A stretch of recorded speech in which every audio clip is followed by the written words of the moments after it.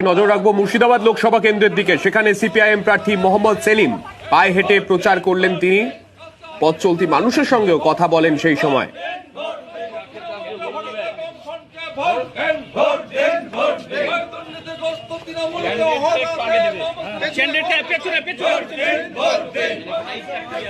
CPIM প্রার্থীকে এখানে কংগ্রেস সমর্থন করায় মানুষের মধ্যে নতুন করে আশা তৈরি হয়েছে। প্রচারে বেরিয়ে বললেন মুর্শিদাবাদের সিপিআইএম প্রার্থী তথা সিপিআইএম এর রাজ্য সম্পাদক মোহাম্মদ সেলিম।